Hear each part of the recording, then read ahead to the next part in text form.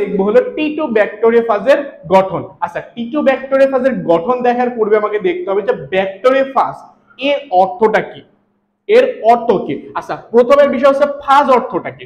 ফাজ অর্থ কি, আমরা ফাজ অর্থ দেখবো হলো, ফাজ অর্থ কি ভক্ষণ, ফাজ অর্থ ভক্ষণ কি, ফাজ অর্থ হলো ভক্ষণ বা টু ইট, ফাজ অর্থ ভক্ষণ বা টু ইট, ঠিক আছে।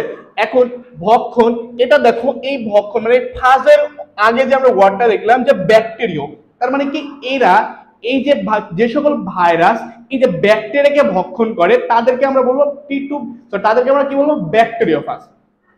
যে সকল ভাইরাস ব্যাকটেরিয়াকে ভক্ষণ করে তাদেরকে আমরা বলবো ব্যাকটেরিওফাজ। তার অর্থ হচ্ছে এই যে টি2 ব্যাকটেরিওফাজ যেটা আছে এটা কি করবে, এটা ব্যাকটেরিয়াকে আক্রমণ করবে এবং ব্যাকটেরিয়াকে ভক্ষণ করবে, ঠিক আছে। আচ্ছা, তো আমরা এবার দেখবো হলো টি2 ব্যাকটেরিওফাজের গঠনটা। আমি আগে থেকে একটা টি2 ব্যাকটেরিওফাজের চিত্র এখানে এঁকে রাখছি, তো এটা নিয়ে আমরা দেখবো আর কি, ঠিক আছে। আচ্ছা, মূলত কথা হচ্ছে যে টি2 ব্যাকটেরিওফাজ যেটা আঁকানো হয়েছে এটা দেখতে কিছুটা ব্যাগাসির মতো, কিছুটা দেখতে কেমন ব্যাগাসির মতো, এবং এর যে গঠন এই গঠনটাকে আমরা দুইটা ভাগে ভাগ করতে পারি। এটা প্রধানত দুইটা ভাগে ভাগ, ঠিক আছে। তো এটা কি, প্রথমটা হচ্ছে কি মাথা, মাথা, তারপরে বাকি যা অংশ আছে টোটাল অংশটা কি লেজ, টোটাল অংশই লেজ।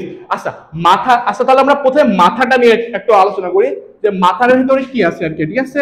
আচ্ছা, প্রথম কথা হচ্ছে এই যে মাথা, এই মাথা যদি আমরা দেখি এই টি2 ব্যাকটেরিয়াফাজের মাথার ভিতরে আমরা যদি যাই তাহলে দেখবো যে এর ভিতরে একটা দ্বিসূত্রক কি আছে, ডিএনএ আছে। এটা কি আছে, দ্বিসূত্রক একটা ডিএনএ বিদ্যমান, দ্বিসূত্রক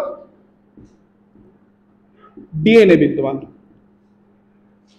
দ্বিসূত্রক একটা ডিএনএ বিদ্যমান। এবং এই যে দ্বিসূত্রক ডিএনএটা আছে এই ডিএনএটা তোমার প্রায় 60,000 নিউক্লিওটাইড দিয়ে গঠিত, এবং এই যে ডিএনএটা এটা প্রায় 60,000 নিউক্লিওটাইড দিয়ে গঠিত। কয়টা, 60,000 নিউক্লিওটাইড দিয়ে গঠিত, ঠিক আছে। আচ্ছা, তারপর কথা হচ্ছে এই যে আমাদের যে ব্যাকটেরিয়া টি2 ব্যাকটেরিয়াফাজের মাথা, এর ভিতরে আরো দেখা যাবে হলো 150টি জিন, 150টি জিন।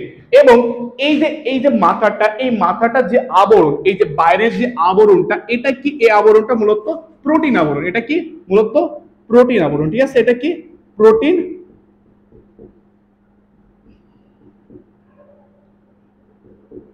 এটা কি আমাদের প্রোটিন আবরণ। এবং এই যে প্রোটিন আবরণ, এই প্রোটিন আবরণটা মূলত দ্বিস্তরী, কি এটা দ্বিস্তরী,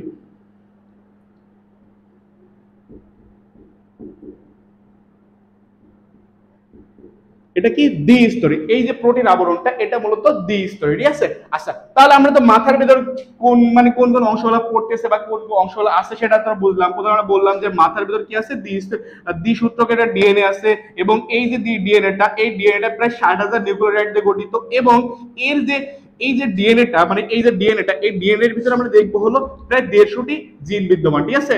এবং এই যে মানে যে মাথাটা, এই মাথাটার আবরণ যেটা আছে সেটা কি প্রোটিন আবরণ, ঠিক আছে। এবং এই যে প্রোটিন আবরণটা এটা দ্বিস্তরী, কি কেমন, এটা হলো দ্বিস্তরী। তাহলে আমরা মাথাটা মোটামুটি বুঝতে পারলাম। এবার আমরা লেজের অংশে আসি, ঠিক আছে। লেজের অংশে কি আছে এবং লেজের অংশটা আমরা একটা আলোচনা করবো, ঠিক আছে। আচ্ছা, কথা হচ্ছে লেজ, এই লেজটা, লেজের অংশে আমরা দেখবো যে মাথার নিচের যে অংশটা আমরা বলবো, নিচের যে অংশটা রয়েছে সেই অংশের পুরোটাই কি আমাদের লেজের অংশ, ঠিক আছে।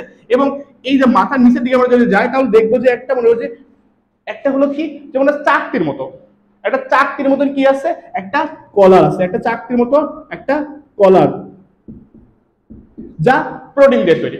এই কলারটা প্রোটিন দিয়ে তৈরি, ঠিক আছে।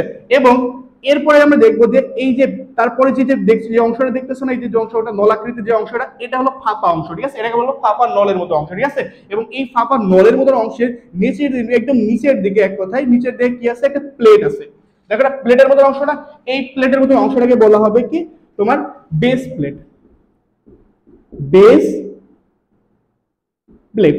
এটাকে আমরা কি বলবো, বেস প্লেট, এটাকে আমরা কি বলবো বেস প্লেট। এবং এই বেস প্লেটের সাথে দেখা যাবে যে প্রায় মানে প্রায় না, বলা যায় যে 6টা স্পর্শক আছে। কি আছে, 6টা। দেখো 1টা 2টা 3টা 4টা 5টা 6টা, এই 6টা স্পর্শক থাকে, ঠিক আছে। এবং এর যে নিচের দিকে যে সোশ্যাল মানে মনে করো যে সোশ্যাল মানে সোশ্যাল বলা যায় না, মনে করো যে সুসলা, ঠিক আছে। সোসলা এক ধরনের মনে করো যে স্পাইক থাকে, প্রায় অনেকগুলো স্পাইক থাকে, ঠিক আছে। এবং এই যে আমাদের যে স্পর্শক এবং স্পাইকের এর কিছু ব্যবহার আছে, এটা আমরা লাইটিক চক্র, লাইসোজেনিক যে চক্রটা আছে সেই চক্রটা আমরা দেখবো, ঠিক আছে সামনে।